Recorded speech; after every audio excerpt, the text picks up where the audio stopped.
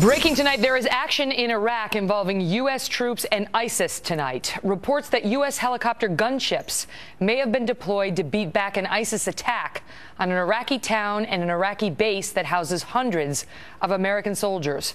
Welcome to the Kelly File, everyone. I'm Megyn Kelly. Yesterday, ISIS fighters reportedly took over the Iraqi town of al-Baghdadi. Today, they were beaten back after attempting to infiltrate an air base where hundreds of Americans are based. There are reports that at least one aircraft, American aircraft, engaged the terrorists. If these reports are confirmed, it may signal a significant escalation as low-flying, potentially vulnerable American aircraft enter this fight. Former Iraq and Afghanistan war veteran Pete Hegseth has been doing some investigating on this. He's here in a moment. But first, also breaking tonight, fierce new reaction to our interview last night with the State Department's Jen Psaki, as experts begin to question whether we have lost all influence in the Arab world and whether this administration is being honest about the facts. Yesterday, the State Department admitting that mistakes were made by the U.S. in at least Libya, where America was forced to close its embassy, and that the withdrawal from Yemen this week did not go as planned. We reported on some Americans who were evacuating the Yemeni capital, leaving so quickly they left their keys in the car ignitions, which were then seized by America-hating rebels. U.S. Marines also destroyed their weapons before jumping on private planes unarmed and getting out of a country President Obama only months ago touted as an example of our successful foreign policy. As it stands now, an Iranian-backed militant group with a habit of chanting "Death to America" has taken full control in the Yemen capital, topping a U.S.-friendly government.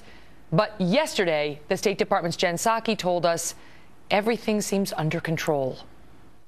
Do we have control of our policy in the Middle East, and does this reflect a lack of American leadership? The situation, as you've referenced in your opening here, is just too volatile to be on the ground right now. That's not about American leadership. That is about the situation on the ground. But the government there was U.S.-backed, and as recently as September, Barack Obama was touting it as an example of a country in which our counterterrorism program is working and our support of a foreign government is working. Are we still supposed to be looking at Yemen as some sort of an example of an American success? We still have means of communicating and working with a range of contacts and sources we have on the ground. That's continuing. The people we liked are now pushed out of power, and here's video of the people who are now in control. They do not appear to be fans of the United States, as they love to run around chanting the following. Show the videos. I mean, are we supposed to be coordinating with them? Are those our new counterterrorism partners? Well, Megyn, there are, as there are in any country, there are counterparts we work with that are on the military chains, that are in other chains, that are not necessarily diplomatic chains. And that is continuing in Yemen today as we speak. Jen, the problem that the United States has now is it appears that the policy we pursued in connection with the Arab Spring from December 2010 forward has failed. And it seems very clear that American influence in that region is diminishing, while that of Iran is on the rise. I think we have to look at each of these countries individually. As it relates to Libya, you're right. But there's a question about whether we blew it in each of those instances, and in the case of Yemen. We had opportunities that we missed. Do we want to return to Yemen? Absolutely. That's why we suspended our operations. We plan on returning when we can. The Houthis have said they are not threatening. They don't want to go after the United States. The video sort of belies that promise. Well, Megyn, there's no question that actions speak louder than words. Why was the evacuation from the embassy so hasty? Well, first, it wasn't hasty. Just because everybody in Yemen didn't know what the plans were, it didn't mean the plans weren't in place for weeks. If we're so chummy with the Omanis, which is that's the neighboring country, why wouldn't they let our U.S. Marines bring their guns on the plane? They followed the proper protocol to destroy their weapons or to disassemble their weapons before they got on the plane. What wasn't planned here is for the Houthis to take control of our vehicles. Does everything go exactly as planned? No, but we had been planning this for weeks, and everybody was following the proper protocol put in place in advance. Joining me now, Bret Stephens, a foreign affairs columnist for the Wall Street Journal and author of America in Retreat, The New Isolationism and the Coming Global Disorder.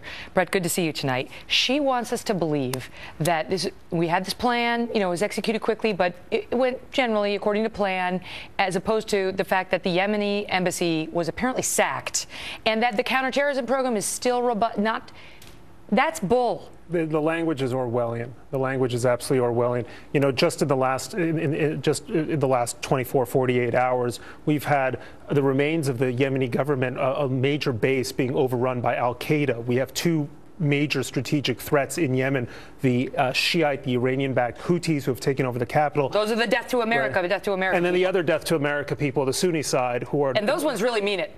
They both the really. The Al-Qaeda ones really mean it. They've devoted their whole lives to it. You know, Megyn, I think the first time I was on your show, we were talking about Yemen. This was back in September when the Houthis first marched into Sana'a and started encamping around government buildings.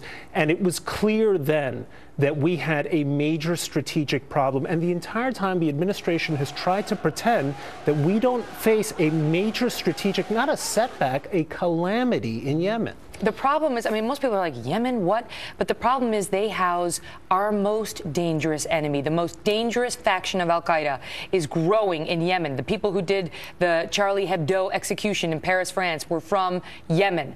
And this is a group that's very determined on attacking America in particular and other Western targets. So we cannot afford to have the U.S.-backed government collapse. We can't afford to pull our embassy out because that's where the CIA is based and their counterterrorism operations are. Right. And now you have Al-Qaeda in the what's AQAP, Al-Qaeda in the Arabian Peninsula, ISIS, Boko Haram. You saw what happened in Libya in recent days with the murder of cops. You have a whole belt of jihadis who are seizing control of a region from which the president is desperately trying to look away. So this is a very serious problem. I don't see how you easily roll this back unless you have a president who understands the magnitude of the problem. And the problem here is the president recently came out with a national security strategy, the essence of which is we should not overreact. Well, it's very difficult to look at what's just happened in Yemen and not say, and not appreciate the magnitude of what we're facing. The best case scenario right now is that the death to America people retain control.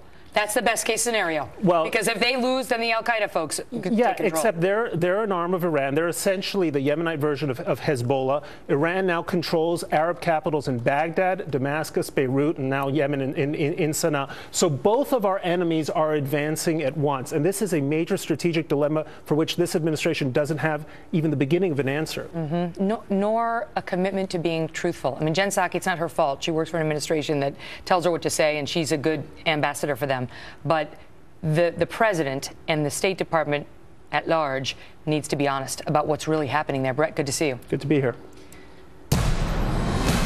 Back now to our top story tonight. New reports that U.S. helicopter gunships were deployed during an attempted attack on U.S. troops in Iraq. And reports that gunships may also have engaged ISIS fighters for the first time in or near a strategic Iraqi town. Pete Hegseth is an Iraq and Afghanistan war veteran, CEO of Concerned Veterans for America, and a Fox News contributor. So talk to me about what is significant about what exactly did ISIS do that takes this to a new level? Well, it appears, Megyn, the JV team is at the gates. I mean, what they did today was attempted to do over the last 24 hours is an attack on the Al-Assad Air Base, which is a sprawling complex in Anbar province. The Marine compound there of 300 personnel is only one portion of it. It's a large complex, but they attempted a complex attack with suicide bombers on that compound, really to probe the defense of the Iraqi army and send a clear signal that our president may say that and want to believe that airstrikes are pushing them back, but they've seized more terrain, including the al-Baghdadi town, which is just 5 miles outside of town. The Pentagon and now they're launching that. Complex attacks. The Pentagon confirmed that they're now in control of this town, this big town.